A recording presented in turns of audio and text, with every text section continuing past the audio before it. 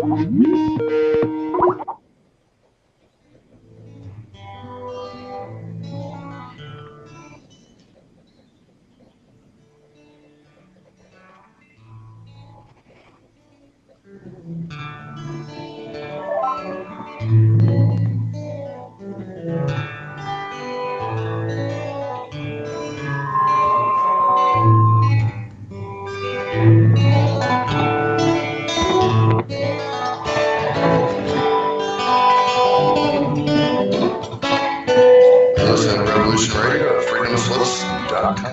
be right back after this message.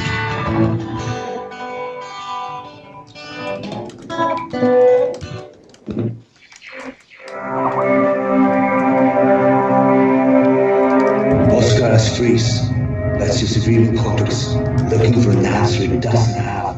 See? Even your brain is shifting. The guy's filling with adrenaline, right? Whether you know it or not. The heart's beating fast. It's getting a little hard to breathe.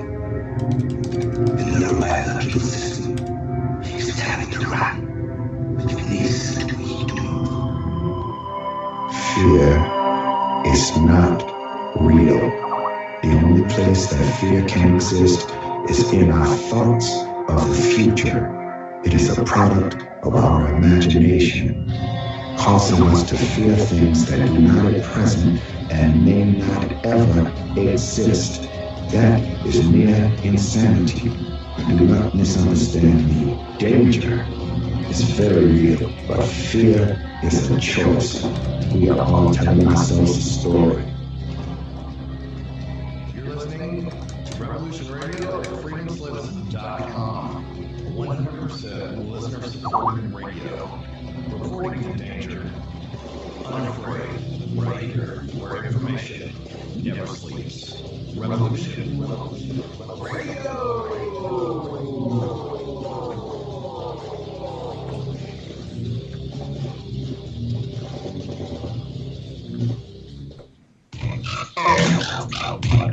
Take a look around, kid. What do you see? Homes being foreclosed. People working 2-3 jobs just to put food on the table and still drowning in debt. Don't get me wrong. This country is founded on great ideals and principles. They evolve in the room, like the banks. Open your eyes, the banks start robbing you. You know what my favorite president was? Thomas Jefferson. Because he saw all of this coming and tried to stop. He fought the banks. JFK too, they killed him. The banking institution is more dangerous than the army, he said. He also said that every generation needs a revolution. The American dream is just that, just a dream. War is a continuation of politics, only by other means. Politics is a continuation of economics by other means. This is our bank. This is our war. And this is our plan of attack. Banks have become an essential threat to our democracy. So consider this justice. Thank you for listening to Revolution Radio at freedomslips.com, the #1 listener-supported radio station on the internet. Please help support this station so this battle can continue forward. Revolution Radio!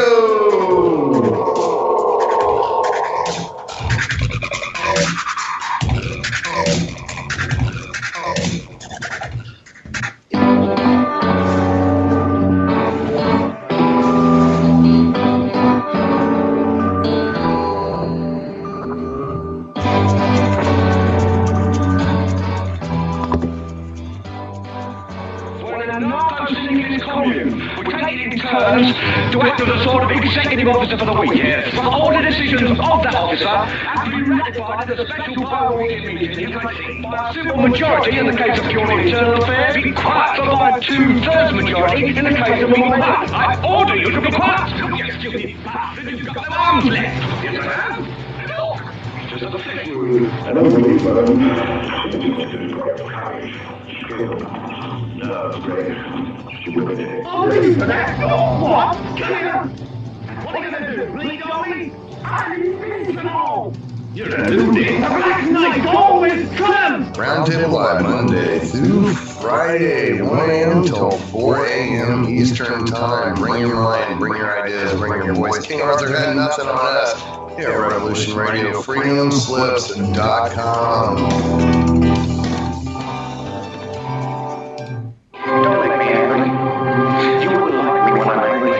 The hour cover you started! Join us here on Revolution Radio, Monday through Friday, 2 p.m. Eastern on Studio B, for a politician, patriot, social savant, businessman, former investment banker, and Veterans Today columnist, Mike Harris. Listen to Mike as he exposes the corruption, sedition, and terrorism within our own government. He knows our system is flawed and that obstruction of justice is all too commonplace.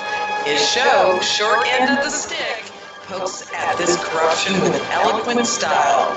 That's Monday through Friday, 2 p.m. Studio B, for the Short End of the Stick, with the man who should have been elected governor of Arizona, Mike Harris. That's right, here on Revolution Radio.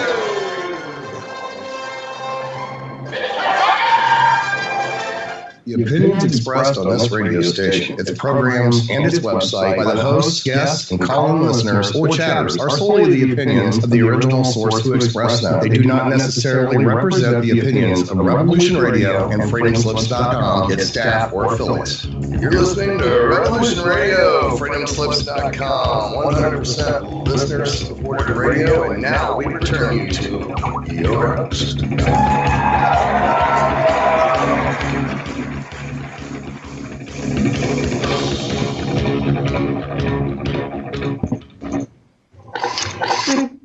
Here with Sheila Kennedy, and welcome to the 1%.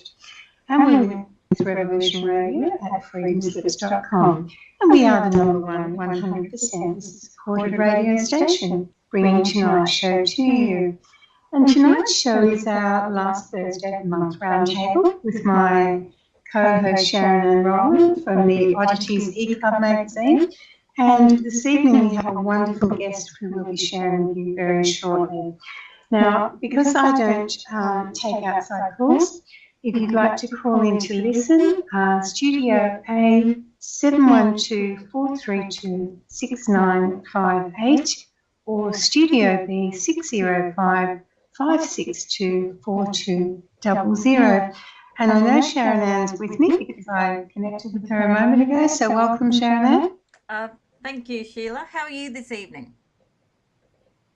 I think I'm good, other than a dreaded allergy I picked up from the grandchildren. Oh, I probably gave that to you. I've just got over 2 weeks of an awful flu, so I probably passed it down to you. Sorry about that. You may well. I had a week staying with my daughter-in-law and the children, so everyone had the coughs and the snuffles and the, you name it, sore throats, so I got the whole lot. Oh, you poor thing. And yeah, I'm getting over it. And we have a wonderful guest this evening, Sharon Ann. I'm excited. We certainly do. She's a new columnist to the magazine. I think we've had her in 2, maybe 3 issues so far. Her name is Jamie Rose Brown, aka the Happiness Ninja. Now, Jamie became the 47th person in the world to complete the world's only government-accredited Diploma of Positive Psychology and Wellbeing course. She is currently halfway through a Bachelor of Psychological Sciences as well. After suffering from yeah, I know, it's a bit of a mouthful, isn't it? After suffering from suicidal thoughts at the age of 12 and having a total of 17 years of anxiety and clinical depression under her belt, Jamie turned her life around when she discovered the world of positive psychology. Have you heard of that, Sheila? No? New one? Vaguely. Vaguely. I met a lady some years ago who was teaching laughter therapy, and I think she touched on it, but not in any great detail. Oh, well, you're going to love tonight then. It is a new area of study in the larger psychology family, and we all love being psychoanalyzed. So hopefully Jamie will be. Maybe we shouldn't talk to her. She might work us out. Simply put, though, Jamie has retrained her neural pathways in her own brain That's basically what it comes down to. So do you want to find out all about it? And let's talk to the lady herself. I do. Are you there, Jamie? Awesome. I am here. Hello. Oh, you're very faint. Can you turn your volume up? Can you move closer to the mic or turn your volume up? Can you hear me now? It's still quite faint, isn't it, Sheila? Can you hear her better? Very faint, yes. No, very faint. I'm trying out new headphones. Let me try a different pair. Hang on a sec. Okay. so I'm sorry to hear you're sick. Sheila? Sorry? I'm so sorry to hear you're not well, because as I said, I've just gone through 2 weeks of it and it is not pleasant. It's obviously not I never get flu shots. I'm sure you're pretty much the same, but I doubt it would have been the right one anyway. Well, I've got to be well for Saturday. That's better, yes. Oh, that's much better. Fantastic. Excellent. I don't get flu shots either. No, I don't. I obviously just get the flu, and so does Sheila. And do you, Shay? We just get the natural immunity. So cool. I've actually only ever had the flu the 1 year that I did get convinced to get a flu shot. So never ever again. Well, that's what yeah. My husband gets one religiously every year, and every year he gets a 2-week flu. So they always get the wrong. They take a punt, and whatever goes into the vaccine is never the right virus strain. So I don't see the point. It's like playing the lotto, I think. I know, exactly. Yeah, and also we could go on about that for a long time. Oh yes, and that's not even considering we could indeed. Yeah, what's inside the vaccine itself. But anyway, I've got lots of questions to ask tonight, and Sheila, before I kick into the questioning, is there anything you'd like to ask Jamie before we kick off? I love your title, Jamie, The Happiness Ninja. That's really cool. Thank you. It's a little bit unusual. Yes. Actually, well, that's one of my first questions, which is, can you tell us about the Happiness Ninja and how did the concept of the ninja character originate? Yeah, okay. So, well, really it's two things. So first of all, it's my pseudonym, or I guess you could say my alter ego. And I do actually dress in a ninja costume. And it's great. With a mask and all. Thank you. Originally it just started with me doing random acts of kindness on the streets and at events dressed in the costume. So the second part is actually the name of my business, and then that's where the educating people about positive psychology comes into. And Random Acts of Kindness is a part of positive psychology. I'll get into that a little bit more later on. And I just one day I was actually working a contract in a prison, and I was doing fly in, fly out work. And I woke up at 3 o'clock in the morning one day, and it just came to me that I was going to dress in this ninja costume and do random acts of kindness. As you do. So would you say it was kind of a calling? Like you were kind of given a mission, and I think so, yeah. So that could be. Yeah, I really do view it as that. Yeah, that makes a lot of sense to me. A lot of people seem to have dreams, or they have encounters of some type if you're into ufology or the paranormal, and it puts them on a different path. So have you ever done any astral or lucid dreaming? I've been trying so hard, and I haven't quite got there yet. Oh, well, if you want, I have a contact down here in Brisbane called Greg Doyle, who I interviewed a couple of issues back, and he spends his life teaching people like you and I how to go into the astral. I've been to one of his classes, and I was just about to say that was the closest that I got when I did his. I've only done one of his classes though. Yeah, you have to do a few. I found I use them more as meditation, but you build up, and then like one night you're just lying in your bed, and suddenly your ceiling disappears, and you're looking at the night sky. It's amazing. So. Yes, It's Don't rub it in. Oh, well, as I said, I was exactly where you were thinking. This is never going to happen. I've had to come to the peace within me that just it'll happen when it's supposed to happen, and the more you try to push it, the slower it will be. Oh no, I think you should push it. I think you should. Oh, okay. Well, no, I mean like I'm practicing, definitely practicing, but like the actual, getting frustrated that it's not happening. Oh, okay, yeah, no, probably. Yeah, like I had to have that mindset shift. Yeah. No, I think it started happening, to be honest, Jamie, when I stopped expecting it. I just sit there and meditate. Yeah, that's exactly what I meant. And then it happened. And it yeah, was that's oh, okay, that's easy. And then you kind of go, oh, it's so easy when you do that. Okay, that's good to know. Because you feel stupid after, because you kind of think, oh, why didn't I just relax, or as my daughter says, calm my farm, Yeah.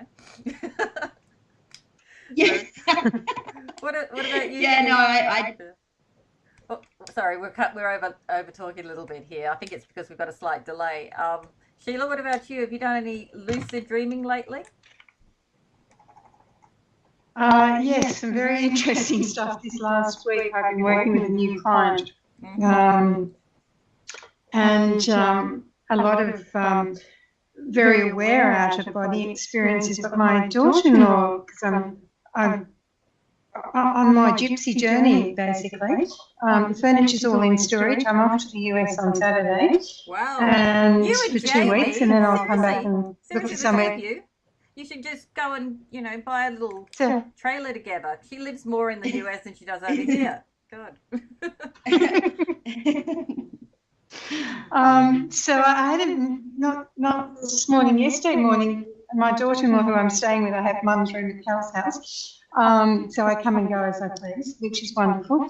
And she messaged me on her way to work and said, I didn't pop my head in and say bye to you, Mum, because you were chattering earlier and I hoped you might have gone back to sleep. And I thought, that's odd, I wasn't talking to anybody. And then this morning she came in and she said, Mum, are you all right? You talked for a solid hour. And I was, her room's the other side of the hallway. She said, no, I was having a conversation with you. And you were going, no. It's obviously arguing with someone. But for this whole hour between 3 a.m. and 4 a.m., I have no recollection whatsoever. And that brought up the comment about me having a conversation yesterday that I have no memory of. So not quite sure. Yeah, I don't know if it's the week for it, but two weird things have happened in my house this week too, Sheila. The other night I was lying in bed, and I wasn't actually trying to do any astral traveling or lucid dreaming or anything. I was just lying in bed and thinking, am I ever going to get better, basically, because I was sick as a dog. And I had my room kind of fade out and another room kind of fade in, and it had a really big light, like a set of lights off to the left, but I couldn't sense anyone else being there. And then my bedroom kind of flicked back. Have you ever had anything like that happen? Yeah, quite often. I think it's that whole parallel universe stuff that, there can be different versions of us on other dimensional realities. And we're connecting in with those. So, am I here or am I somewhere else? So I'm basically living in the same house everywhere. Well, it can be, yes, because you can be here, from my perspective, Jamie, and there's also Sheila version, Sharon will tell you. My perspective is that you can be here and you can be Sharon and married to your husband and have 2 girls on this dimension. On another dimension, you may be male and your husband is the female, and your 2 girls may be boys. I recently had a conversation with somebody about that same thing. Yeah. And you can actually carry weight for a dimensional twin. Damn. So not only weight for a vanishing twin, if you've had more than one fetus at conception, you can actually be carrying weight for that fetus or fetuses, plural, but you can also be carrying weight for a dimensional twin. Maybe that's why I can't shift my weight. I've been trying. Jamie, you and I are going to have to go and get them, and give it back. Track these women down real quick. While we're talking about that, I would love for you to share a little bit of your thoughts on an experience that I had not too long ago. Cool. Yeah.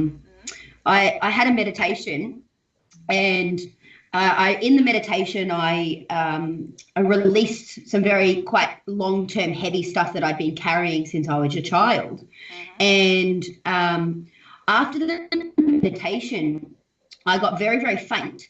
And when I finally was able to stand up, every step that I took for about only 20 meters or so, but it felt like I was like the ground was like a bubble. Like every step I could feel the ripple, and it was just the strangest thing. And I got so excited. I was like, oh, I'm on the way. I've had that textural change too at a couple of times, and I've never known what to actually call it until and I actually think what we've done is we've actually stepped through a portal of some type into another dimension, because I used to always think it was kind of deja vu-y, and that's why I used to name it deja vu, and it was nothing like deja vu, and I didn't realize until I was old enough what deja vu really was, that I'd misnamed it. But I've had that where I get it strangely enough when I'm driving my car, when I'm physically moving. I get this kind of change in texture and taste. And have you ever had it when you've been eating, and like you think you're eating a chicken sandwich, and suddenly it tastes more like pork or something else? No. Oh, that's when you kind of look down. And I think what we're actually doing is what Sheila was actually saying. We've actually changed. We've actually stepped over, and then we come back very quickly. So because it wouldn't have into the other dimension. it never usually lasts more than a minute for me. And when I know it's happening now, I try and stay there longer. But I've never lasted more than a minute and a half. You know what I mean? So now you know, mine would have only been about 20 seconds or something like that. Yeah, now that you know, as soon as you realise, try and maintain it and see and look around and really, observe and perceive. The last time I did it, I was driving up a hill, and I went over the hill in this place, wherever it was, and on the other side of the hill there was an accident, which and then I was kind of thrown back 10 seconds, and I was at the bottom of the hill in our kind of dimension going up. I changed lanes and avoided the accident. I've read a story about a woman who does that quite often. And the reason I knew the reason I knew it was happening was the steering wheel changed texture on me. Wow. Yeah. And so I know what you're saying about like the feeling. So that's what I think is happening. I don't know if I also think it's always different when people talk to me about this stuff in a certain way. So I think it's a very personal experience, how we kind of go to the other place. Like, as I said, I think mine's more of a speed-related thing. What were you actually doing? You were walking, and you'd just been doing heavy meditation. I literally just got up to walk to my car, and it happened there. And after that, like, that was the only... that occurred, and then I had a bunch of other physical things happen, like my arms wouldn't open. I could only I had them like half open, half shut in this weird across my body type fashion, and I couldn't move them. And I burst into laughter, like hysteric fits of laughter that I couldn't control for about 3 or 4 minutes. It was so bizarre. Well, not if you're taking on the persona of your other self. Hey, Sheila, that would sound, maybe that's how you behave in that other side. Maybe that's normal over there. I mean, bizarre to us, but normal for them, you know? So, yeah. Anyway, it's interesting. There's so much out there, and there's so many people like you and I that have these things occur. Another, like I was saying, we've had 2 weird things happen this week. Let me tell you about this. This didn't happen to me. This happened to my daughter, Courtney, who's 3rd year uni.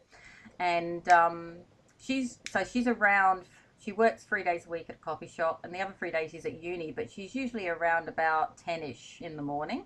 And normally I am, but this one particular morning, I was getting my car serviced, so I was actually out of the house at 8 o'clock that morning. Anyway, she got up at 10 as usual, went into the kitchen, and then she heard a noise, And then she said she heard me call out, "I've got shopping, come and help me unload the car." And she said, and she did what any teenager does.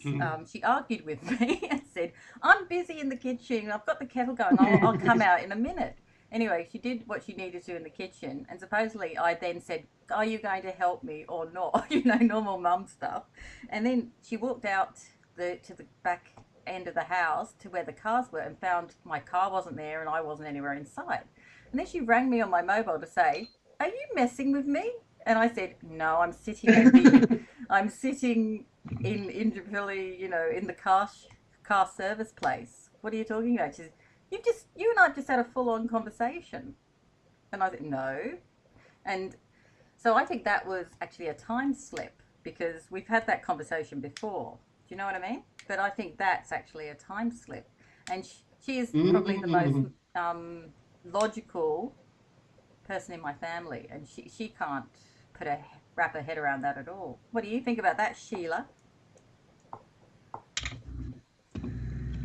You're stunned.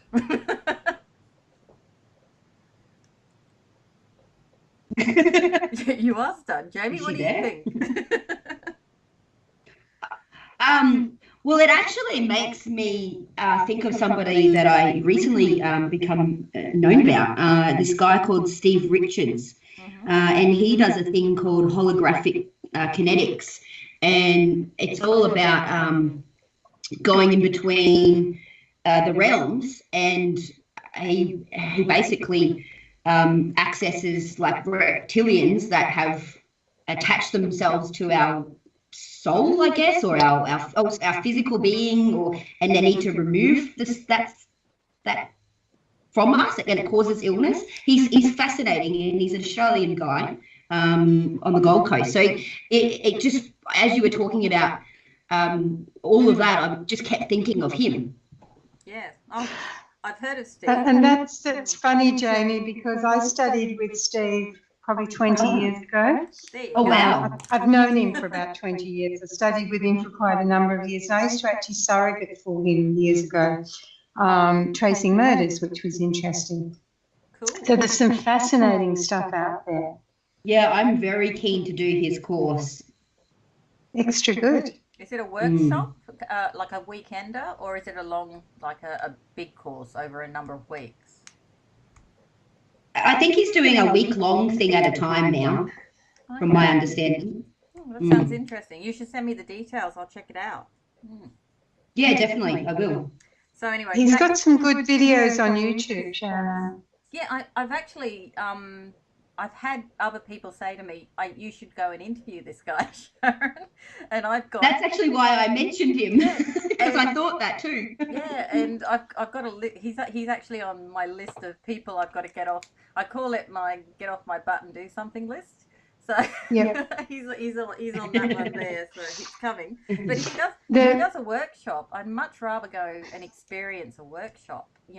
It's great to interview someone, but you don't really get their essence unless you've spent one-on-one time with them, don't you think? Yeah. No, that's very true. And Steve's work's very interesting because it's based on ancient Aboriginal law, so LORE. So there's a lot of dream time. It's actually called dream time healing through holographic kinetics. So I haven't done any of Steve's recent workshops, but I did a number of them years ago. In fact, he used to come and stay with me in Melbourne and teach workshops in my house years and years and years ago. Small world. It's an incredibly small world. And we actually touched base while I was living on top of Springbrook Mountain and said we must meet up, and didn't. So maybe I need to come back and do something else. So, definitely. Yeah. You can stay with me. That sounds really awesome, actually. I'll drive you around and photograph you doing your thing. He's doing I've got some people want me to come to the Gold Coast and to the Sunshine Coast, and you're in the middle, aren't you? I am smack dab in the middle, and Jamie's up kind of near the Sunshine Coast. You're Mango Hill way, aren't you, Jamie? That way? Bribey Island. So I'm pretty much smack bang in the middle of Brisbane and Sunshine Coast. Yeah. Well, I used to live on the Sunshine Coast, and I've lived on the Gold Coast more recently, and I've got practitioners on the Gold Coast and the Sunshine Coast, and I've said yes, all right, I'll come up and do some work. So, do some teaching or whatever. So it's all fascinating. But Steve's work is quite amazing. I use it a great deal, and have had some incredible experiences. As Jamie said, someone who's, and for me, Jamie, basically I had something attached to me from age 3 to age 48. Yeah. And I always knew it was there, and I could never get my very Western medical parents to take any notice. They'd send me off to another doctor, and eventually at 12 to a psychiatrist who said there's nothing wrong with her, she's just got an overactive imagination. But I knew there was, and I'm a slow learner in a lot of ways. I eventually learned to shut up. But I kept looking, and I was 48 before I found a lady in Melbourne who understood what I was saying, basically, or I was doing a course with her, and she was talking about negative energy, and I thought, she's talking about me. And I said to her at the end of the weekend, I think I need to make an appointment to come and see you. And she said, yes, I'm sure you do. How about tomorrow? Made an enormous difference in my life. So it became a real passion for me to work on that level. And then I was introduced to Steve through my ex-partner, who I refer to as the mad hypnotist. That's another story. And Steve came and stayed with us in country Victoria. So it was quite fascinating to spend time with him. Getting to know him and then do his courses.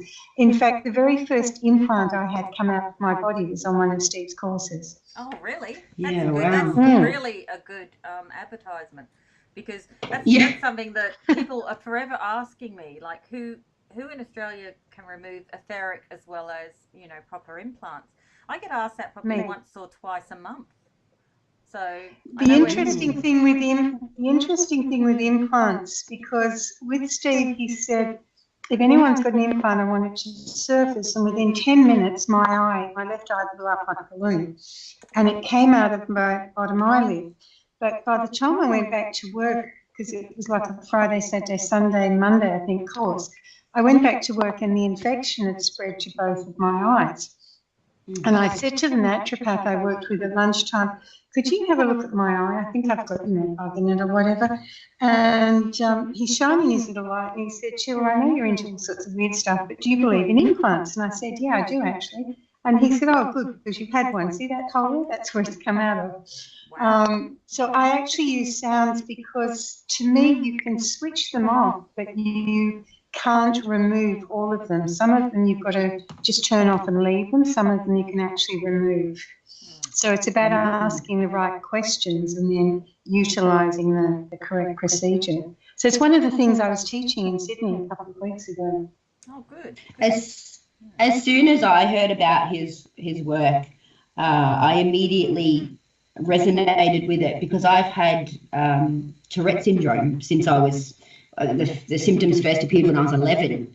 And I saw one of his testimonials that he helped somebody with that, and then everything else I'd heard, I thought, okay, this I might be onto something here, because nothing else has worked.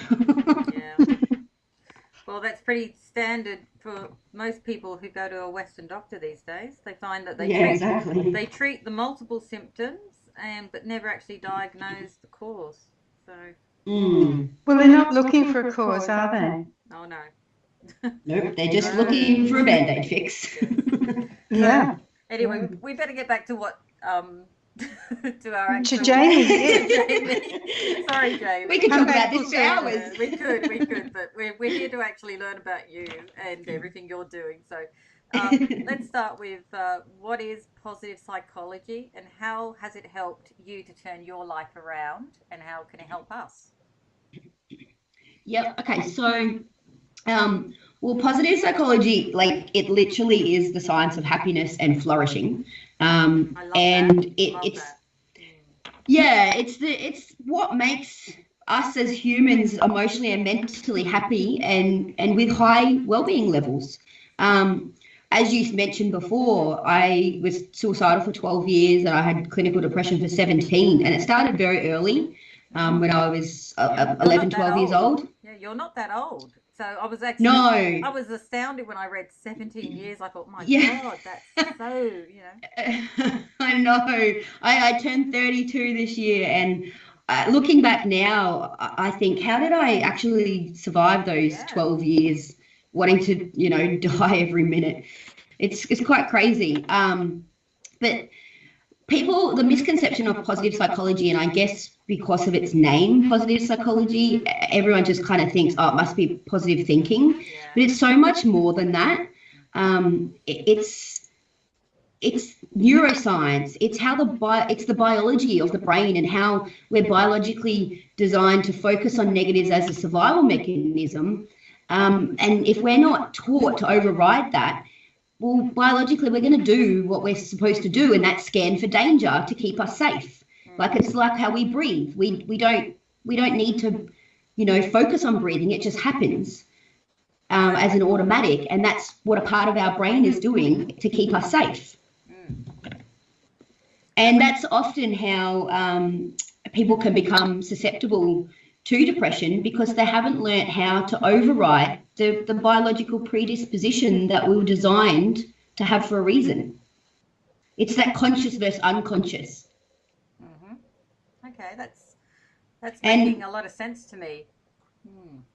Yeah. So really does. For people, sorry that we have the overlap again. You go. Yep. No. I'm agreeing with you, because you're making a lot of sense. You know, how will you get those feelings that this is just ingrained knowledge or something that we should all know? That's what I'm feeling. So keep going.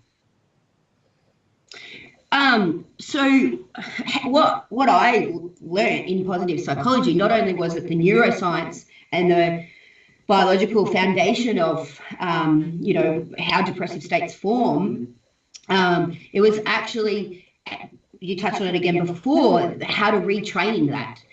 So our brains, they now know that our brains don't ever stop learning and changing and growing. And if we harness the right methods, we can slowly but surely start to form that new neural pathway and get our brain to function in a different way. And ultimately, that's what I did. Depression can be, ultimately, and I don't, some people get really like their back up when I say this, because they take it quite offensively. But it's basically a really bad habit. Your brain has learned to function in that way, and you have to learn how to override it, and ultimately learn to see things for what they are, not by that shade of the story that we often will tell ourselves, and that is there to protect us as well. But if we listen to that story, we ultimately become a victim to that story, and then combine that with the way that the Western world is. That's the story we identify with, and we're like, oh, well, we have depression, and I have anxiety, and there's nothing I can do about it. It's just the way I am, and that's it. But that's not it. You can fix it. You can change it. Well, I completely agree with you. I mean, I have never had depression, like an extreme depression, or been in a depressive state. But I know I change my mood on a daily, you know, I pick myself up from certain feelings on a daily basis.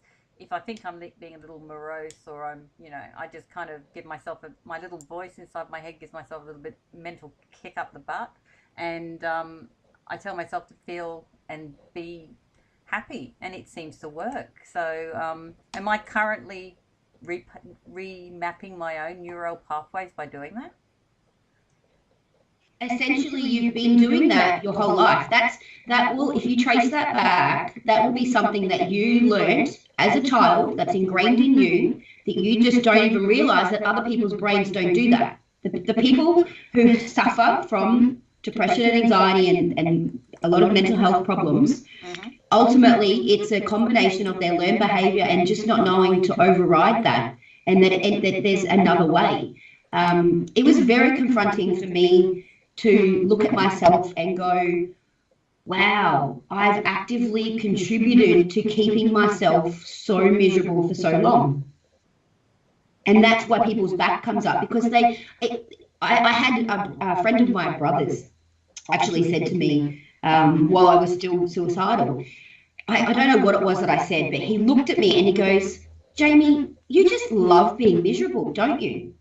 And I got really angry at him. And I was like, what do you mean? No, of course I don't. I don't want to be like this. Why would anyone want to be like this? And now I look back at that and I go, he was so right. He just knew something that I didn't know yet.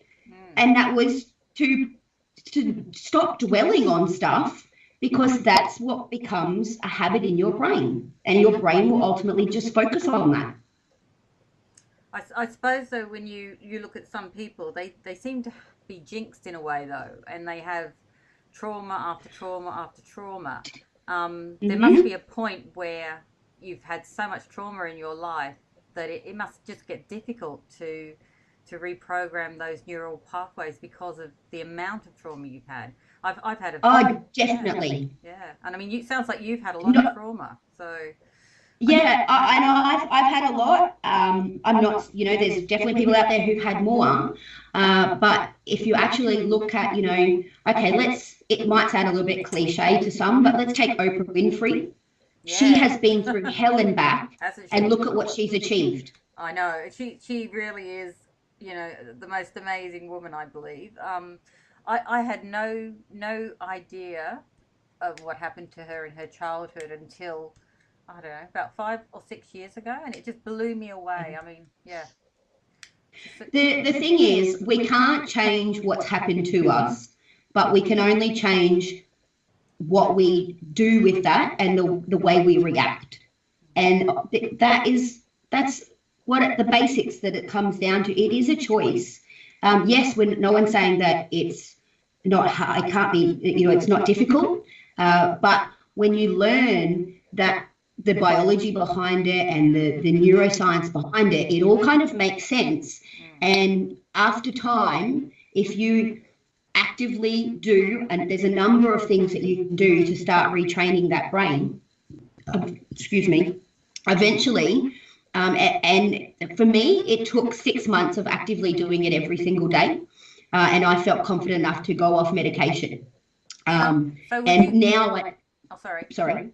Yeah, I know. Sorry about this delay. It's annoying. I was going to say, it sounds very much like something I used to do years ago, and it was labeled affirmation, whereas each morning I'd get up. No, it's so much more than that. Yeah, so much more. Tell me. Okay, so one of the things is, all right, so we live in, especially in the Western world, we live in a society where it's basically an entitlement kind of attitude that's ingrained in us. It won't be so much in the States as Australia, because there's slightly different cultural things that go on, but we have so much, right, that there are so many things that we take for granted.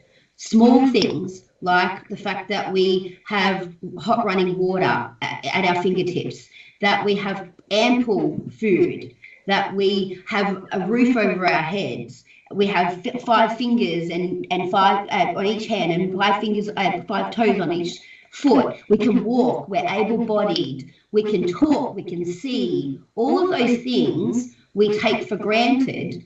But when you start to focus on each little thing that you have, slowly, there's a concept by a lady called Barbara Fredrickson, and she's one of the big positive psychologists out there.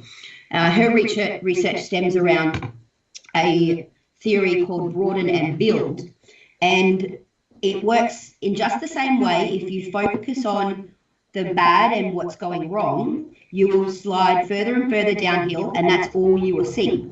If you start to focus on the small little things that are going right and stop taking them for granted, slowly but surely you will see more and more good things until that's all you see. Yep, okay. Does that make sense? Definitely. I mean, I suppose that's so, and what you're also saying is there are a lot of people like me out there who have been unconsciously doing this for most of their lives. Yes. And maybe that's because they were taught. Yeah. Well, by my parents, do you think, or? Yeah, definitely. And they probably weren't even aware. They were probably just repeating the pattern that they were learned, that they were taught and had growing up. It really does go back.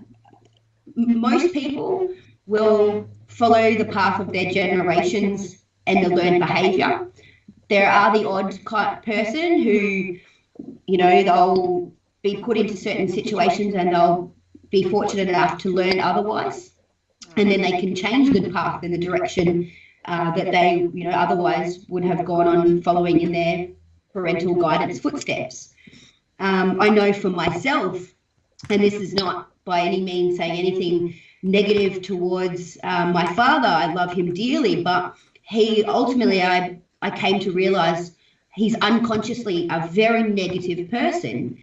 And that's because that's what he was taught. His father was in the war. His father lost, I think, 3 children and a wife. So he was just repeating that pattern without realising it. And so was I for a very, very long time. Well, they say that, recent research is saying that our genealogy, it really is in our genes. We inherit more than just,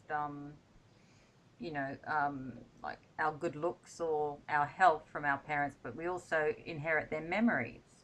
Epigenetics. Epigenetics, that's it. Yeah, I've just read an article on it, and I've got a lady writing one for the next issue. So, so what do you think about epigenetics? Do you think that has a lot to do with this as well? And do you think if we remap it in this lifetime, our future generations will improve? 100%. Cool. Absolutely. Without a doubt. We should all be doing this. The whole world should be doing this, Jamie.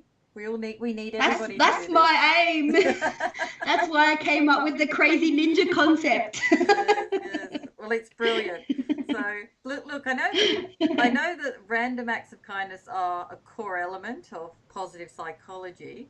What effects does a person feel or receive when they actually perform a random act of kindness? Like you do all the time. So how do you feel when you? Well, tell us a little bit about the acts that you've done. Sure. And then tell us about the emotional payback or pay on or pay forward or whatever. Yeah. Okay. Well, so doing random acts of kindness is one of those things that I spoke about before that will retrain your brain, and that's because it does have a neurochemical effect on us. So I've done random acts of kindness in 5 countries now. From the very first one, I got some free bottles of water, and I climbed I didn't climb the hill. I drove to the top of the hill, and I stood up there waiting for the people who climbed the hill on a daily basis and gave them cold water and free hugs.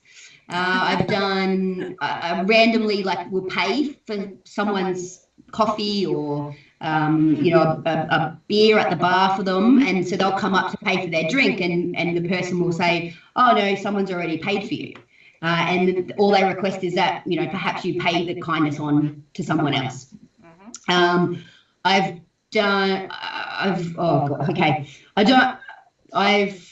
fed 6,000 children in the Philippines with the help of about 120 other people.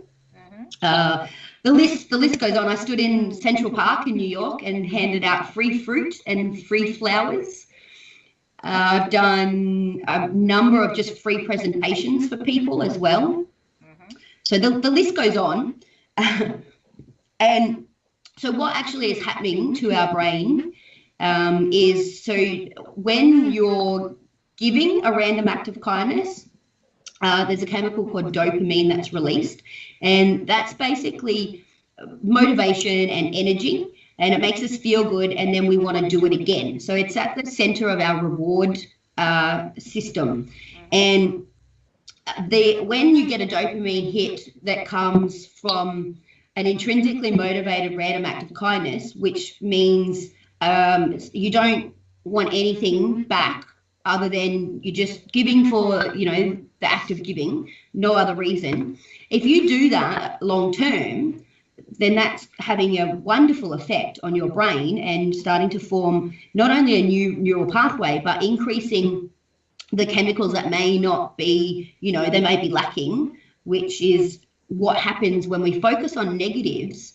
That then creates more negative, a lack of the good, happy chemicals in our brain. So that's where the whole, your brain's chemically out of whack. It is, but you can actively change that by what you focus on and what you do. So that's what happens when you give. And when you receive, the person on the receiving end, they get a hit of something called oxytocin. Now, I don't want that to be confused with the narcotic that is Oxycontin that people smoke and get addicted to. Let's go and hug people, Sheila. Get some oxy going.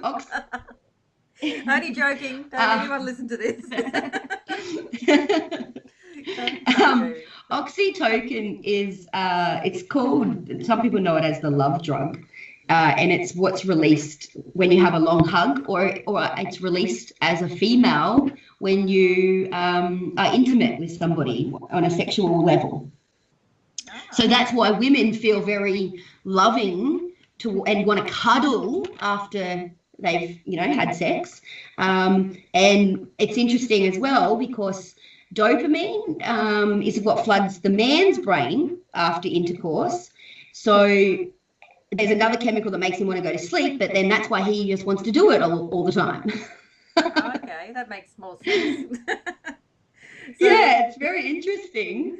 So look, we've got to ask, what kind of reactions do you receive from people on the street when you perform a public random act of kindness, like a free hug or free chocolate, free bottles of water, but particularly when you're offering free hugs? I can imagine that looking, the way you look, which is lovely and beautiful, that every man in the vicinity would be queuing up for a free hug. Well, is that the general reaction, or is it humbling? Both. It really is a mixed bag. There are some men who will openly, they'll be like, yeah, love, and they'll like try and cop a feel at the same time. And then there's been a number of men who actually become very shy about it, and women too. Sometimes you can see that they want to, but there's something holding them back. And sometimes a little bit of encouragement, they'll do it in the end, but sometimes you just can't win them over. Yes. Very few people have been actually rude. That's few and far between, and that's their own issue. I don't take that personally. Most people just love it. Yes, like I can't imagine not running in for a hug, or at least having a good laugh, at the situation. Exactly, yeah. So, some people who I guess they felt uncomfortable about hugging, like I've had them, they'll give me high fives instead. Okay. Which is interesting, yeah. So they want the contact, but not on a sexualized level, do you think? Perhaps, if that's their perception. If a hug is a sexual thing for them, well, maybe, yeah. What do you think, Sheila? I think for some people a hug would be seen as very personal. Well, from my perspective, looking at the energy fields of the body, and I'm listening very interestingly to Jamie because I talk about the brain a little bit differently, and the reasons for depression and so on as well. But when you're physically born, the passage of the baby through the birth canal, head first, face down, turns on some of your outer energy fields. And the second field is actually skin direction. So if we think of stroking a cat from the head to the tail, they like it, and we stroke them the other way, they don't. Same thing with people, energy runs from the top of the head down the body. So if that's the other way, you won't like being touched. Yeah, I think it's all very complicated, and there's, all of these different elements come together to give a holistic picture of it. Yeah, for sure. And there's nothing simple about the human being and the human body. No, we're very complex, and our backgrounds, our culture, our religious beliefs, these all play into it as well. So definitely. Yes. Anyway, and as Jamie was saying, epigenetics, or what I would call cell memory, that I've been talking about forever and a day. So we have all of that programming from our grandparents and great-grandparents and so on coming down through that genetic line as well. Oh, 100%. Yeah. Yeah. But we can reprogram it now. Jamie, it's like the $6 billion man, really, isn't it? We can rebuild it. We can. The problem is that most people give up too soon. They expect to, for these instant miracles to happen. I guess from a Western point of view, that's the society and the culture that we've kind of got, these instant miracles that we know they don't work, but yet we still keep trying with them.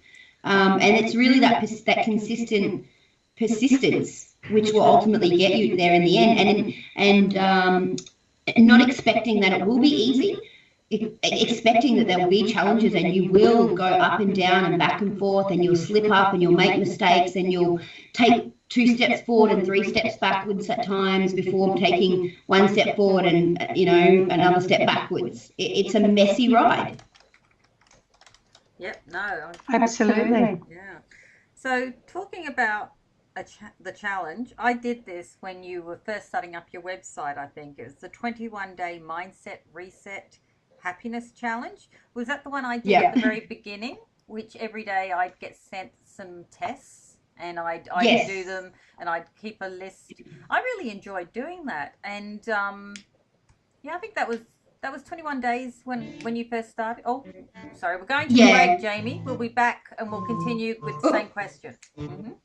Sure. Okay, no problem.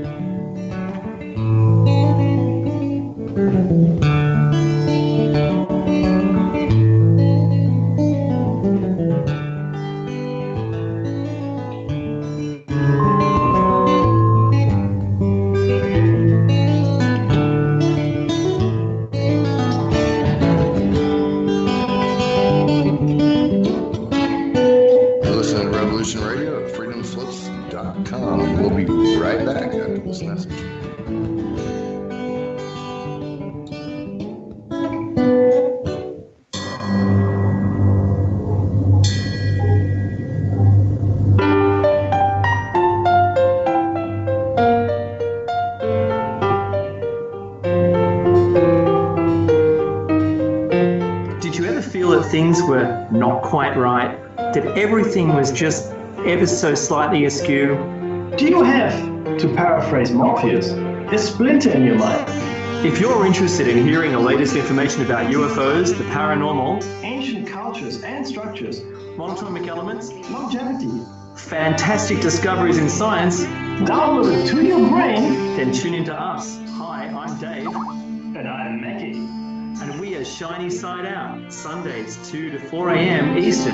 See you then. Revolution Radio, freedomslips.com. You don't need to expect us. We're already here.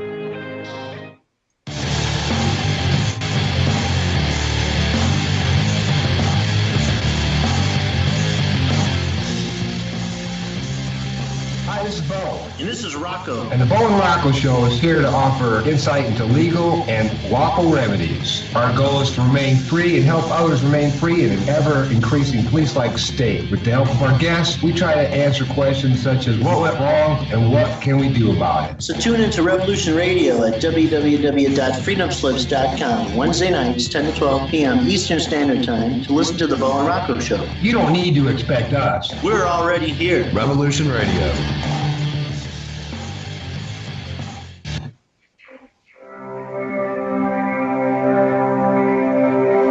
Most guys freeze. That's your cerebral cortex looking for an answer it doesn't have. See? Even your brain knows you're screwed. The guy's filling with adrenaline right now, whether you know it or not. faster. It's getting a little harder to breathe. The neurobiological system is telling it to run, but your knees are too weak to move. Fear is not real. The only place that fear can exist is in our thoughts of the future. It is a product of our imagination, causing us to fear things that do not at present and may not ever exist. That is near insanity. Do not misunderstand me. Danger is very real, but fear is a choice. We are all telling ourselves a story. You're listening to Revolution Radio at freedomslips.com. 100% listener-supported radio. Reporting to danger, unafraid, right here, where information never sleeps. Revolution Radio!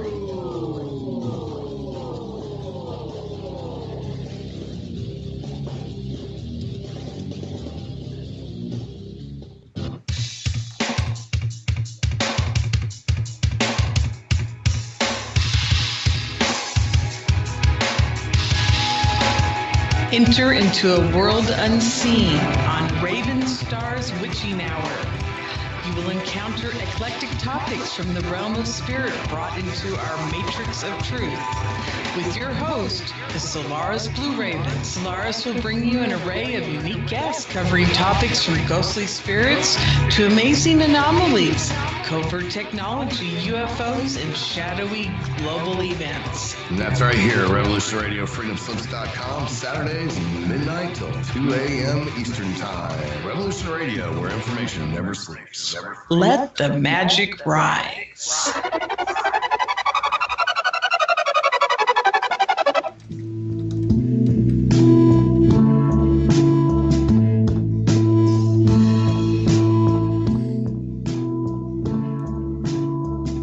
Is your data safe?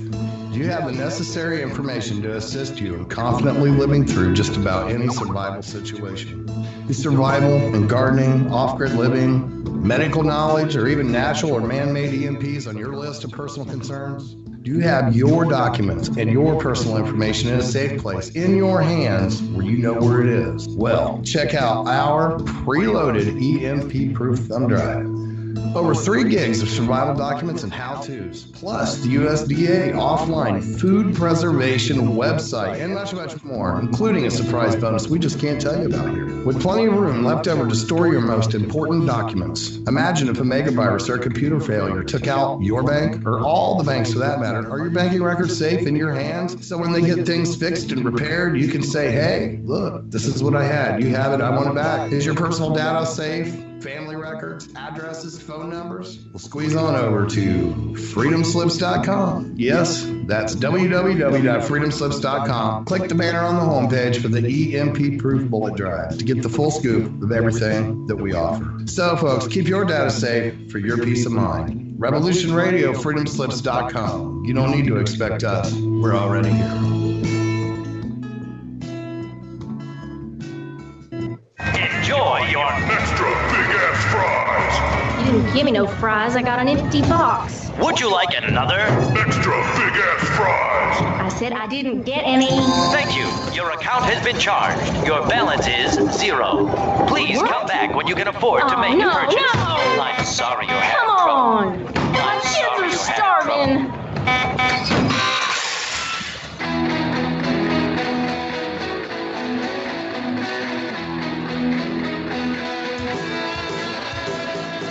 Thank you for tuning in to Revolution Radio. Here at Revolution Radio, we believe in freedom of ideas, freedom of speech, but above all, we believe in freedom of existence through self-reliance. This station is 100% listener-supported, and as a fundraising promotion, I have a kick-ass free gift for a $100 donation. 35,000 seeds. 25 years in the freezer. Long-term storable, 54 different varieties. So if food prices go crazy, the hits the fan, or if you just want to save tons of money every year by creating your own food like I do, grab our seed pack special. Just look for the banner on the homepage at freedomslips.com. Don't be a statistic. Don't be part of the problem. Be part of the solution. We need, as humans, to start taking care of ourselves and not depending on the megacorps to provide unhealthy, nasty food. Included in this package is also a DVD with 900 survival and off-grid living documents and the offline home canning, how to do everything website, all on the DVD. So when you're growing all that food, you know how to can it, store it, preserve it, etc. with all these documents. So thank you for tuning in to Revolution Radio at freedomslips.com. I hope that you will pick up this package and start learning to be free. Revolution Radio, freedomslips.com, where information never sleeps and freedom is one seed that needs to be planted.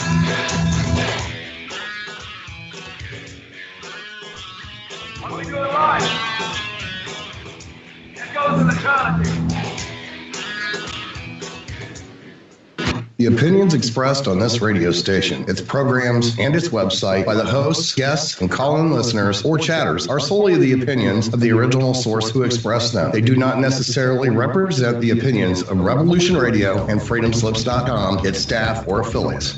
You're listening to Revolution Radio, freedomslips.com, 100% listener-supported radio, and now we return you to your host.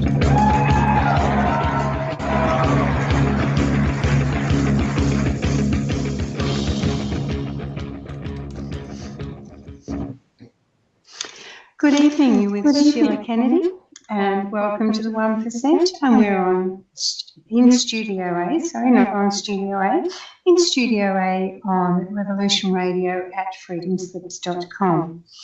And we are the number one 100% listener-supported radio station bringing tonight's show to you.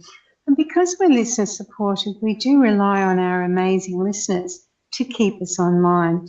And they do that by donations, which we totally appreciate. We have some amazing things for sale in the Revolution Radio store.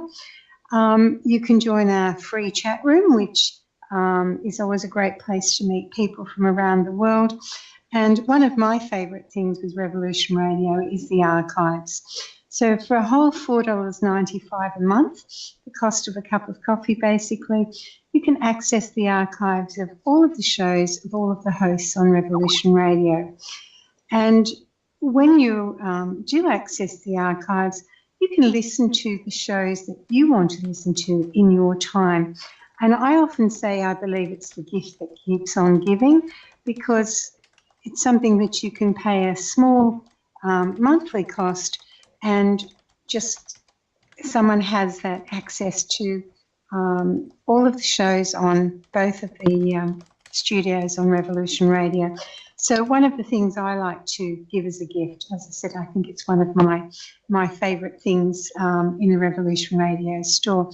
So if you can afford to donate and keep us online, we really do appreciate you, because without our wonderful listeners, we wouldn't be out there sharing the knowledge and being those warriors, being out there and talking about the things that need to be said and the things that are important.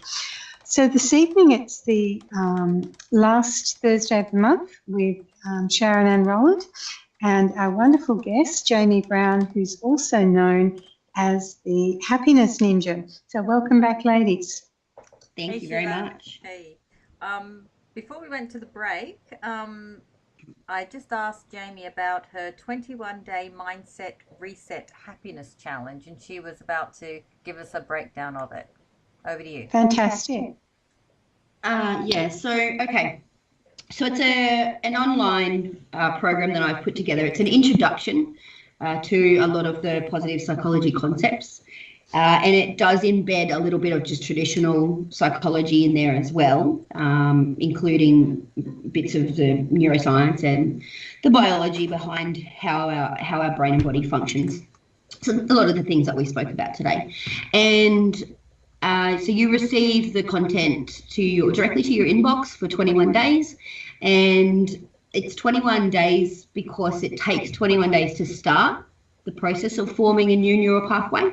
And so I put it together for that reason, and I thought, okay, well, $1 a day for 21 days, and that's Australian dollars, so it's a lot less in America. And there's probably about half almost. And there's bits of information and some very short but powerful videos. And then, as you mentioned earlier, Sharon, little activities to do on a daily basis that will help start that process. And I like them. And they're designed for a number of reasons, including deliberately pushing people outside of their comfort zone, because that's the only way you can grow and learn. So, well, I didn't look forward to do it at the beginning. The first 5 days, I hated doing them, but then by the last 10 days, they were like the highlight for me. Yeah, and that's pretty much what people say. Yeah. And it's to highlight that difference, to show you that difference between don't judge something before you've actually done it. And the more you do something, the better you'll become at it and the more you'll grow to like it. There's a lot more to it than that, but that's it in a nutshell, basically. So anyone who understands English can access that on my website for the $21 Australian. Now, we normally put on the chat site the link to your website, but you'll have to say it out loud tonight because our chat site isn't working, unfortunately, Jamie. Sure. So the website is www.thehappinessninja. It's spelled just like you would say it. HAPPINESS, ninja, like Ninja Turtle, The Happiness Ninja, and it's .com.au because I am Australian, but you can still access it from anywhere in the world. Okay, so you're on chat. Can you get into chat yet? You're on chat. I've added you. I've added the link, so that's good. Cool. Oh, I'm on chat now. Oh, great, fantastic. Thank you. Excellent. That's good. Now, apart from, I think the 21-day mindset reset happiness, that is a lot to say, isn't it, Jamie? The 21-day Yeah, I'm working on the name. Yeah, reset happiness challenge is, let's just call it the 21-day. The 21-day mindset reset. I think it was a great way to get me really into things. And then post that, you have starting now this year on June the 1st, which is very soon, only a few days away, a 6-week pilot program. So what's that about? Is that like the next stage up? So you've done the mindset challenge and you're now ready for the big guns? Well, no. So what I found from that 21-day program is that people need a little bit of additional support. So there's concepts in there that they might need a little bit further explanation, especially around understanding. Like some people will, like you said, you didn't like doing the challenges for the first few days. Some people will not do them. And then the whole process it's not pointless, but they're not going to learn and they're not going to grow in the way that the program's designed if they don't follow it the way that it's supposed to be followed. But sometimes people they don't understand that to begin with, even though it's written in there. Sometimes people need that second follow-up reminder and a little bit of further explanation. So I decided this year to trial, it's the same 21-day program, but you'll also be added into a secret Facebook group, and you'll be able to talk to not only me, but everyone else in the group. So there'll be that ongoing learning and support, and I'll be answering questions via Facebook Live as well. So just, highlighting the things that need to be touched on that might not come across to some people in the way that it was designed to in that program, because we all do learn differently and we all take in different aspects at different times. So yeah, anyone who's on Facebook and has access to email can do that if that's their preferred. It's just an additional learning method and learning tool. That's $47 Australian, because it will require me to do daily work with everybody. Right. So it's that little bit extra. So basically, if you're not a self-starter and you do need the personal touch, it's a great alternative then. Yeah, exactly. Like everybody has different skill sets and different knowledge as well. Some people might, start the 21-day program already having some knowledge and understanding of positive psychology and that they need to follow it the way that it's designed. And other people might just not be there yet and they need those backups and that guidance and ongoing support. Yes. Oh, that makes more sense to me now. That's good. Now, I've already said this to you before, but I love your global vision to halve the depression and suicide rate by 2040. Will you be making an approach to local councils, state and federal governments to help you achieve this amazing goal? Overall, that is the plan, to get everybody on board so that this does go as far and wide as possible, and getting it embedded into the school system, the government policies, workplace policies. I want this. I want this as big as, everybody knows what a can of Coke is. Even people in third world countries know what a can of Coke is. I want it to be like that. For you to say positive psychology and everybody to have a full innate understanding of what that means and what they have to do on a daily basis to be, doing positive psychology activities. But I'm one tiny little person. I am trying to fund everything. I still have to work, and I can't do it all alone. So I'm doing the best that I can, and I want to get as many people, together to collaborate with me to get this happening and get this rolling. Ultimately, I'd love to find like a corporate sponsor who believed in what I was doing, who could help get that message out there. There's my time is better spent doing what I'm doing rather than trying to waste my head banging against a brick wall approaching these people at this stage, because it's still quite new, and I've tried to do it in the past, and there's a lot of people in especially the corporate sector and the political areas that they just don't get it, because I guess they've never really been in that kind of position. Yeah, exactly. So I feel like my energy is better spent doing what I'm doing at the moment, until such time I can get the right people in the right places, and then it will organically happen anyway. Yes. So what you kind of need is an Elon Musk to kind of take you under his wing, and but somebody like him that is, all pro, eco kind of friendly world, and that, or maybe even that, like a Branson or someone like that. I think Branson, Oprah, Ellen, Tony Robbins, throw them all at me. That's where I'd be heading, or trying to avoid the Zuckerbergs. I've actually I've tried to engage and contact Oprah, Ellen, and have I tried? I don't know if I've tried Richard Branson yet, but he's on my list, I think. But I've tried Ellen and Oprah a number of times. I haven't got anywhere yet. But I won't give up. keep trying, persevere. That's it. Well, I've got quite a big plan actually up my sleeve there that I won't reveal. Now, you recently presented at the 17th World Summit on Positive Psychology and Cognitive Behavioral Sciences. I've not heard about this event or this summit before, so I'd love firstly to hear about the summit and what its goals are, and then I'd like to hear, what did you do, what did you present on, and what kind of feedback did you get from that event? Okay, so it's just one of those world summits that are out there. There's many of them, and people traveled from all over the world. Most people were in positive psychology of some form, but there were also traditional psychologists and even psychiatrists that came along. There was authors, people who run workshops, clinical psychologists and psychiatrists, a broad wealth of people, both professional and like people like me. Not saying I'm not professional, but I haven't finished my degree yet.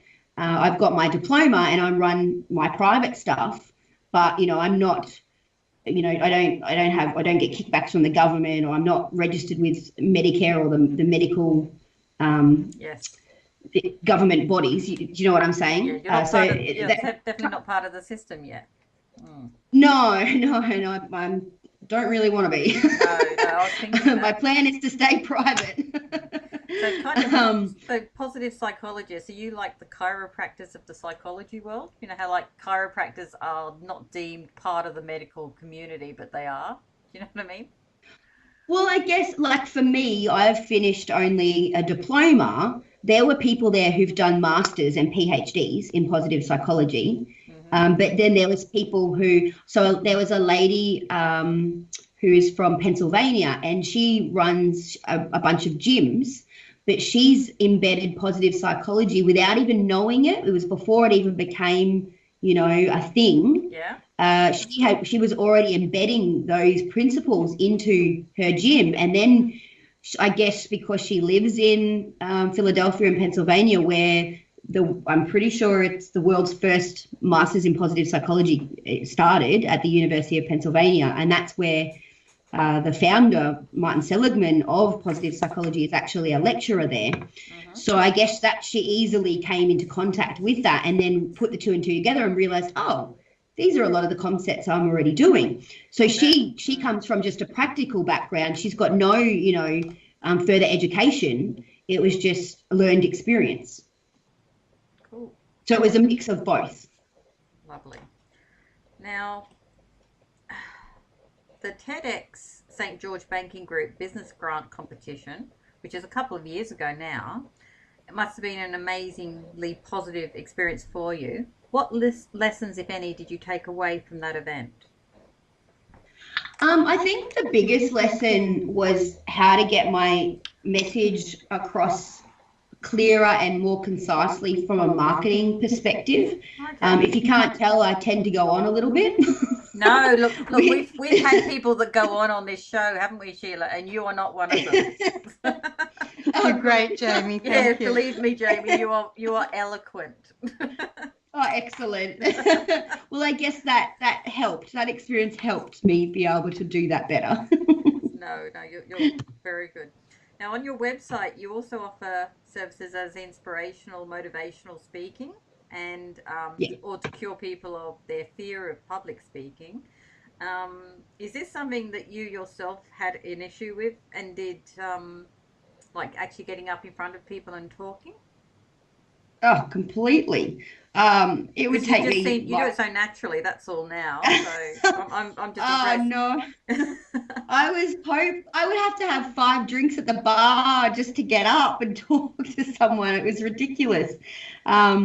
It's one of those things that if you practice it and you just feel the fear and do it anyway, it gets easier. It's every single person. Number one fear that people have in the world. Public speaking is a massive fear for people. And it's no different from anything. You just have to do it. Yes. Feel the fear and do it anyway. No, I agree. I was a trainer for 10 years, so I spent a lot of time up front and teaching people or training them. And yeah, it really is also knowing your content. I mean, if you know what you're talking about, you're not just bullshitting basically. Once you've got over that initial couple of minutes of nerves, most people are fine, aren't they? But it's exactly. You obviously teach people to handle that first few minutes, do you? Like when all they want to do is run out of the room. Well, so I don't specifically teach people not to fear public speaking, but it's embedded in general in not fearing. Fear comes from not that people create stories in their head and they think about the worst case scenario and they work themselves up. And if you push past. If you talk, like if that happens to most people, it's whether you listen to it or not. You can make that decision. Just because your brain says to you, oh, you're not going to do any good at this, you're hopeless, they're going to laugh at you, you're going to look like an idiot. That doesn't mean you have to listen to it. You can just say, thank you, brain. That was a lovely story that you're telling me, but I'm going to prove you wrong.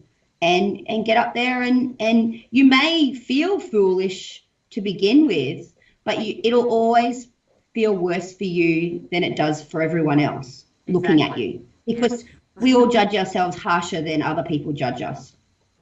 That is so true, and I've had to explain that concept to people myself many times. But I think the thing that I used to say to people the most when I was training them, if I was doing train the trainer, was if you know your content, then there should be that's half the battle, really. Yeah, and like I'm going to get really real here, and go for it. So if you can learn, not only can you learn to retrain your brain, to overcome things like depression, you can actually learn to tune your brain out and retrain it in that way as well. So when I first started doing this, I would freak out and I'd doubt myself and I'd get really, really nervous, and the mind chatter would start going. Now, I do a lot of meditation, which helps lower mind chatter. But in saying that as well, the mind chatter is still there. I just learn a way to block it out. So I don't focus on it. So it's not as loud anymore. So I just do it. Like I just don't pay it any attention. Whereas before, if you pay it attention, your nerves are then heightened. But if you learn to just block it out and just go for it anyway, it becomes a lot easier. And now I have a lot of, I know that in the back of my mind, before I do things like this, all the time, there's that niggling little thing that says, oh, you're going to stuff up and you're going to say the wrong thing or you're going to forget something. And the biggest one for me is the forget something. And that's because during my long depressive lifespan, I did a lot of drugs, and that's had a repercussion. And I do sometimes mid-sentence forget what the hell I was talking about. And so that becomes something that I do worry about before I, go on and do these public speaking things and do my workshops. Mm-hmm. But I've just learned to block that out. Can I just say, Jamie, I've never done drugs and I still do that. Yeah, exactly. I tell that to people and everyone says that. Do not feel that is abnormal because, and I'm sure Sheila will probably hold her hand up here. Yes, it's so it's not just you. Keep going. Yeah. See, when you've got a lot going on in your mind, it's easier to get sidetracked and go, oh, hang on, what was I saying there? Yes, tangents. They take you off. So I noticed on Facebook recently you were involved in something called the Myriad, but I didn't really get any information from Facebook about it. Is it a new challenge or is it I couldn't really work out what it was exactly. Okay. No, Myriad was an event. So it was very much like Tedx style. Yeah. Mm-hmm. Yeah, so it was at the Powerhouse in Brisbane. So that's a big theatre for those listening who have no idea what that is. It has a great bar. It has a great bar outside. It's got several great bars, yeah. And it's got a number of different stages within different levels of the building. And so it was actually sponsored by Brisbane City Council because they're really getting behind startup businesses now. And a team of people spent 2 years cohorting people from all over the world to come and speak at this event. And then they also had a trade show area where people could, put their displays of their products and services and their innovations on display, and investors come. So there was actually, I think it was like 75 investors, and these are serious investors. They each paid $1,500 to be there. So we're not talking about, they're serious about the newest upcoming innovations in the world. And we had people like representatives from companies like Stripe and LinkedIn and Xero. So we're talking big names here. And I was really fortunate to be able to be part of the trade show, which meant I got a free ticket to see all of the speakers as well. Oh, yeah. And that was because I was a finalist in 2 categories for a local innovation awards. Oh. So that's how that all came about. Yeah, and then they put a booklet together, which I was in, and yeah, so it was fantastic. Yeah, that sounds like a good experience. So, it was wonderful. Yeah, it sounds like a very private version of Shark Tank. Yeah, they actually did have a pitching stage where people could pitch in a Shark Tank style as well. Oh, really? There you go. Yeah, it was like a little bit of it was like a competition. You had 30 seconds or something, I think. And I believe I missed it because I had to man my trade show for a lot of the time. So I made sure to be very specific about which, speeches that I went to. And yeah, there was a range of people pitching for 30 seconds, and then the winner won a prize, probably a lunch with an investor, I'd say. That sounds good. So, now I notice you've got some workshops coming up on Dr. Martin Seligman's 5 PERMA principles. Could you tell us a little bit about that and who'd benefit from this type of training? Yeah, so that's at this stage. That's my baby, I guess you could say. So my workshops all revolve around those 5 PERMA principles. I mentioned his name before, Dr. Martin Seligman. Yeah. So he's considered the founder of positive psychology. And so he was the president of the American Psychological Association back in 1998, which is the same year that positive psychology actually came out. And he's the professor at University of Pennsylvania, and he's written a number of books on positive psychology and the different elements of positive psychology. So the PERMA principles are the 5 areas of life that he has studied, and the research shows that when you fulfill those 5 areas of life, you create a happy person with high levels of resilience and high levels of well-being in general. And it then branches out into like the subcategories and theories of positive psychology. So for instance, the broaden and build that I mentioned before, that would be a subcategory of P, which is positive emotions. So you've got positive emotions. E is engagement. So that's engagement in life. That's not engagement with a ring on your finger. And R for relationships, M for meaning, and A for achievement. So if you're fulfilling all of those areas in life, you're going to be well on your way to being that flourishing human being. And basically all of these concepts, they're all increasing your self-awareness, your mindfulness. They're expanding your perception, lowering your stress levels. You're exploring things like your core values.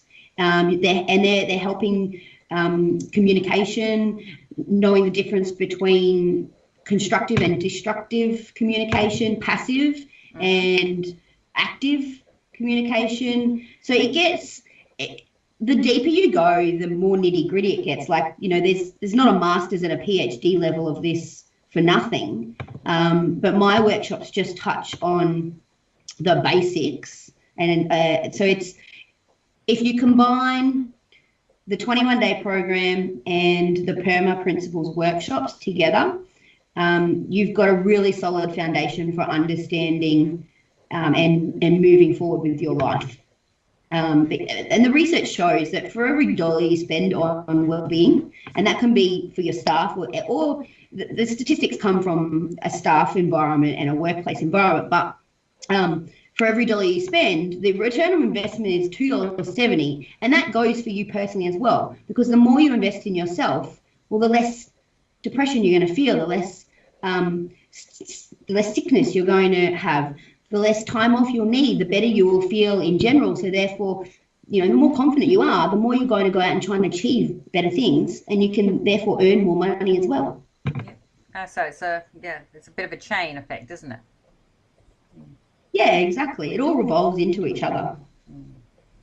Now, you and I have both worked in the corrections industry, which I find we one day we should sit down and have a big chat about that. It's quite an eye-opening area. It's, by the way, as an IT previously, before I was into the magazine and that, I was a national IT manager for Wackenhut, which is an American private prison organisation. And wow. Yeah, and over here they were called Australasian Correctional Management. And So I've spent a lot of time in that industry, and I have to say it was one of the most dynamic and exciting industries I've ever actually worked in. And I've worked in probably 30 different companies as a consultant over the years, everywhere from Boeing, through to Suncorp and Brisbane City Council and places like this. But the corrections area to me was absolutely dynamic, and that was probably the job I loved the most. But when I was in the corrections industry, I remember so many times walking past frustrated and depressed prisoners who were just searching for a break from the boredom of their imprisonment. And I know that you, Jamie, have got a program working inside, is it Arthur Gorrie up here? I was working in there. That wasn't my stuff though. That was for a registered training organisation. But through that, there's the potential for me to get my stuff in. That's what I'm working on at the moment. Yeah. I just think you'd be an excellent fit. I mean, I cannot. So do I. Yeah. I mean, it's a no-brainer, but this is the system we're up against. Yes. Did you think you'd have more luck going through the private jail system rather than the public one? Well, Arthur Gorrie is private. It's still private out there. Yeah. Isn't it? Okay. Yeah, Arthur Gorrie's private. I worked in a public jail as well, and the difference between them is massive. And I agree that I think I will have a better chance with a private jail.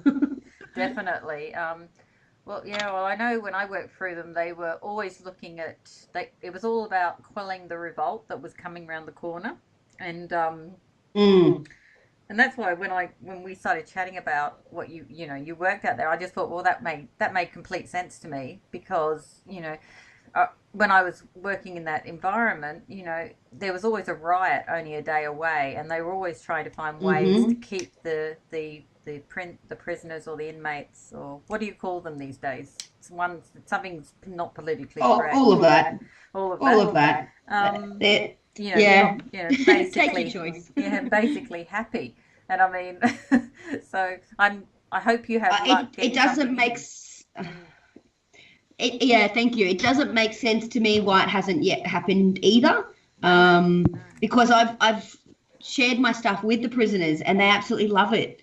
And I don't understand myself, but I won't give up, because I believe will be so important, and it would make massive changes for them. And as I said before, for every dollar they spend, the return on investment will be $2.70. That includes things that it doesn't cost them anymore. Exactly. If you're not having prisoners having breakdowns and bashing each other and damaging things, there's a lot of cost you're going to save there. Yes, I know. I mean, having worked in the environment, you understand, but I suppose the people actually making the decisions don't work in the environment on a daily basis. So that's the unfortunate thing, and it's the case with a lot of the government industries. Yes, it is. We could go on about that for hours too, I think. Now, I know I was listening into a radio interview you gave, not a recent one. I think it's online on YouTube, where you discussed being bullied as a child, and that this is one of the reasons your thoughts did turn to suicide at the tender age of 12. What advice would you like to pass on to any child today who might be listening today to get them through the same trauma if they're being bullied? It was one of the contributing factors, and it was linked with the Tourette syndrome that I have. So I was bullied because of that, and a number of other factors. And I guess the advice for anyone in that situation is to remember that it's not going to last forever, and school is a tiny portion of your life. And kids can be cruel, and ultimately bullies are in a lot of pain themselves, maybe even a lot more pain than you as the victim, and that's why they're lashing out.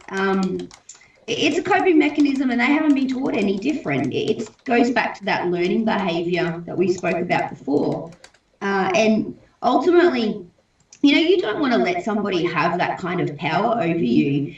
And this is why my work and positive psychology in general it is so important, and it needs to be in more schools, because it helps kids to focus on their unique strengths and not to worry about the rest of stuff. Whatever they're picking on you about, instead of, that becoming some big issue in your brain that you may carry on, for the rest of your life, positive psychology will show people how to let that go and just to focus on their unique strengths.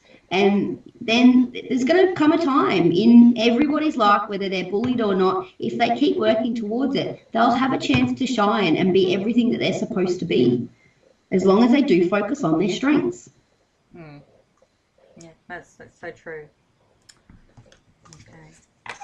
Sheila, do you have anything to add about the bullying? Because I know that's one of the subjects you've talked about passionately before. I've been watching it actually very closely, very recently in my own family, with one of my grandchildren being bullied at school. And, it's something that follows on. His father's 47 and we went through it with him. Now we're doing it with a 14-year-old, he's fractionally older than his father was when I took him out of school and taught him at home. I keep looking at, is there an overall answer? And I can see programs like Jamie's being fantastic. But again, as you're saying, when you're dealing with corporate and government and regulations and, all of the hurdles you've got to jump over, it just makes it really, really difficult. And again, when you're dealing with parents, because so many parents have difficulty believing that their child would be a bully, unfortunately, because they're too close to the situation, or, they're looking at it, well, that's my child wouldn't do that. But we don't know what's going on in other people's brains, do we? No, exactly. And like you said, people can tend to look at their children with rose-coloured glasses, and ultimately everyone's trying to do the best that they can do. People who do horrendous crimes, we might look at that and not understand, but we don't know what's going on in their mind and what they've been through, and it makes sense to them.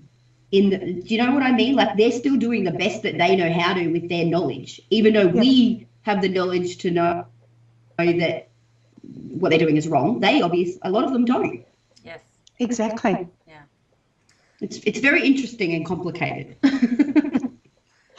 Well, I talk about it, Jamie, from the perspective of the cranial plates and a whole range of things like that. I'm actually a vibrational kinesiologist. And I say to people, if you've got your right cranial plate pushed in, which can be birth process, childhood accident, vaccine damage from my perspective, difficulty in seeing a future, difficulty in seeing the consequence of actions, people just don't realise there is one, can be chemically depressed from birth and never be aware of it, generally have one or two close friends, keep them for a long time rather than constantly changing them, and a whole range of things can be created simply by a bone being minorly out of place. So and if you add significant trauma into that, you've got a whole big mess. Oh, absolutely. And one of the programs I created a couple of years ago was for anxiety. It's a free giveaway, and I was just saying in the chat room, as you were talking, someone was talking about depression. I actually want to create a depression giveaway program this year. Later part of this year. I've got a couple of other things to do first. So, because I create sound programs, so, things that people can utilise with other things. So it's not the be-all and end-all. It's, this is a tool that you can put into your toolbox, if you like. You just hit the nail on the head with the toolbox. I use that analogy all the time, because everybody's different. You need to have so many tools to go to, positive tools rather than reactive negative tools. Yeah, and there's no quick fix, is there? There's no one thing is going to do it. No, it's all a holistic thing. You just have to keep trying and over again, trying different things, and that consistent persistence. It might not be the same thing that you're trying over and over again, because if it's not working, try something different, or go about it in a different way. Exactly. Yes. And my message is it's ultimately there is a way. You just have to find it. Positive psychology is one element out of a lot of different elements. And like you said, it's just an additional tool to add to the box. Yeah. Cool. Okay, that sounds good. Now, if you don't mind, can we pop back to the random acts of kindness? I just want to ask you about two in particular, if that's okay, Jamie. Yeah, sure. Mostly because one of them makes me hungry. Tell me about the free hotcakes in the Philippines. What was that about? Yeah, okay. So I mentioned earlier that I fed 6,000 children with the help of 120 people. So that being that was in the Philippines, and that really impacted me, seeing just the sheer poverty. I was there on my 31st birthday helping to feed those 6,000 people. And I actually ended up doing a 10-day silent meditation retreat after that. And I met a local lady, and she invited me to her home on Cebu Island, one of the neighboring islands. And I went there with the intention of doing another act of kindness. And I wanted it to be revolved around food because of the poverty that was there. So I asked my friend, who is a local, what do the locals like to eat? And she said hotcakes. They're like waffles, for us, but like a smaller version of them. Mm-hmm. Yeah. So I brought 150 of them. I got in my getup, and it was like, it was 50 degrees Celsius, which is, I believe, it's like 100 or something, over 100 or around 100 Fahrenheit, like really, really hot. And I stood out in the sun until every single one of them was gone.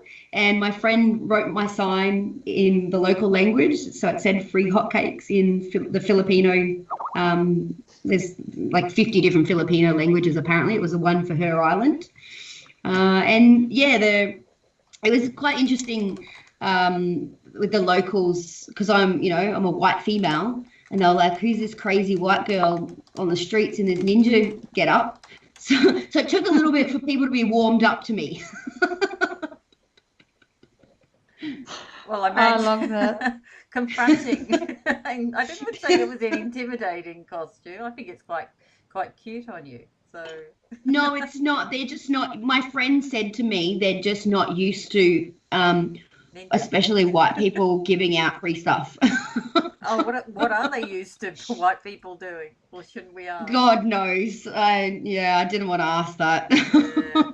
Oh well, that's at least you're breaking the psyche. That's good, and the cycle. Yeah. Hopefully. Sorry. So that's okay. So the other one I was going to ask you about was the homeless care packs in Los Angeles. What was in the packs?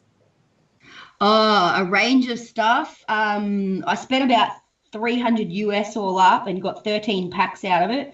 So all your basic sanitary products like deodorant, shampoo, conditioner, body wash, razors. I got sanitary napkins for the ladies, a flashlight, brush, toothpaste, a hairbrush, a shaving cream.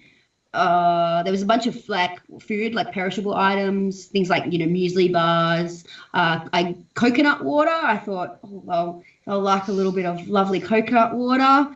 Just a whole bunch of whatever I could think of.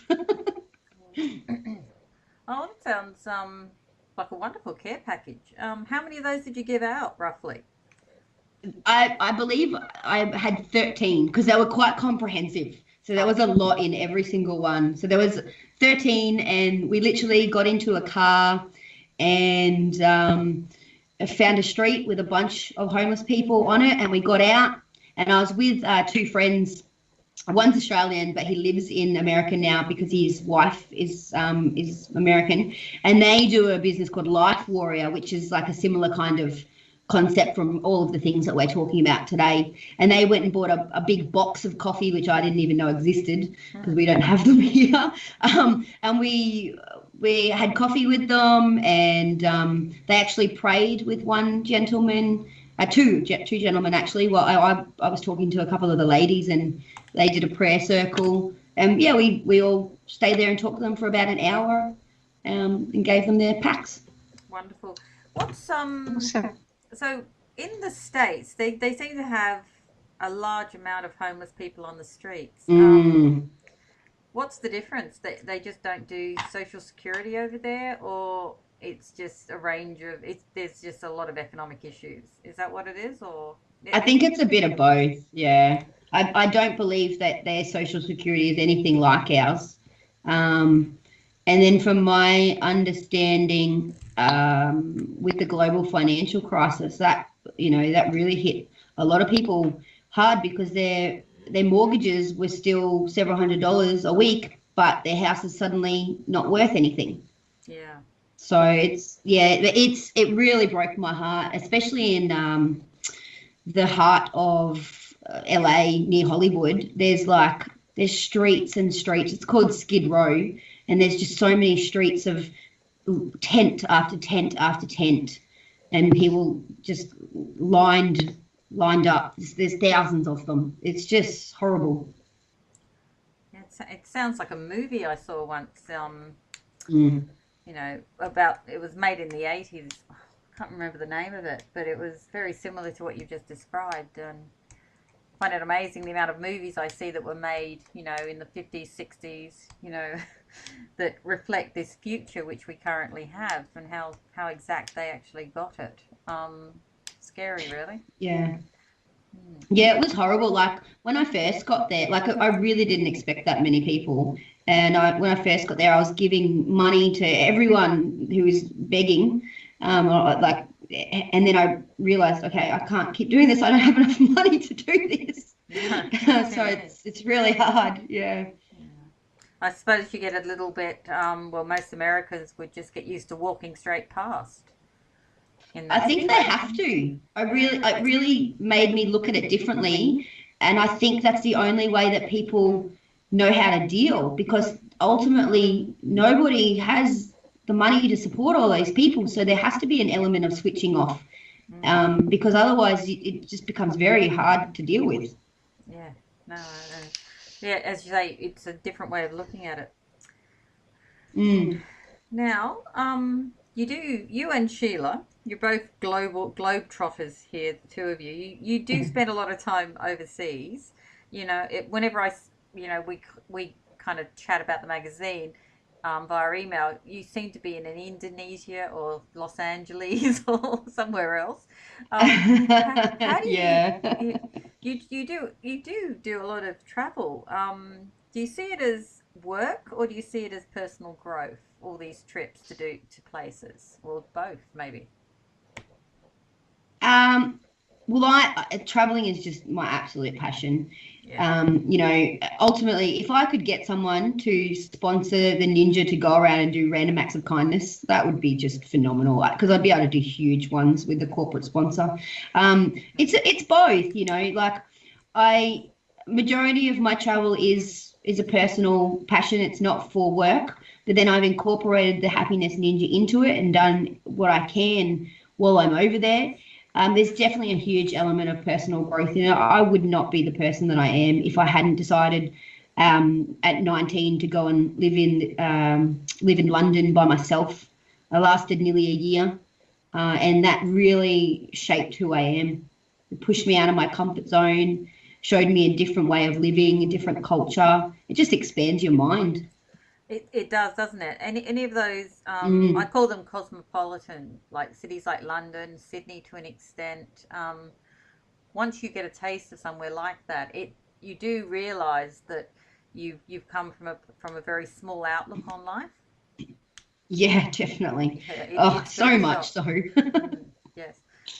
Well, I remember, like, I came over here from London. I lived in London up until I was about 13, and then we came over to Australia. But I didn't get back till I was early 40s. And I remember stepping back off the plane, and it hit me within a day. You know, I was like, oh, wow, okay.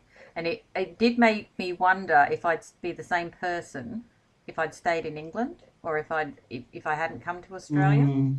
You know, but then without a doubt, you would have been different. Very different, I think. So yeah. I guess we'll never know if that's good or it. bad. Okay, so I've got one big question for you now. In what way does the stigma of mental health impinge on our society, do you think? Oh, that's a good one. That's a huge one. Yeah. Well, I mean, where do you start? It's so damaging. So many people keep silent, which then perpetuates the problem. I feel like within the workforce, it's probably the biggest problem, because people are so worried about, especially corporate industry, people are so worried about being judged for their mental health challenges. And they just keep quiet about them, and they blame their sick days on other things, and they don't tell people what's really going on. It's just massive, for the Australian government, stress and mental health costs us $30 billion every year, and then in the US it's $190 billion. It's crazy. Healthy and happy people take 9 times less sick days than mentally unwell people. Oh, we've got music going. We're out of time. Sorry, guys. We're out of time. We are out of time. Thank you, Jamie. Thank you, Sharon. And my pleasure. Thank you, signing Jamie. off, welcome to the 1%. And please stay tuned in for News to Me with Pamela Talaris. Pamela will be with you in just a moment. Thank you so much. Bye, Good ladies. night. Good night.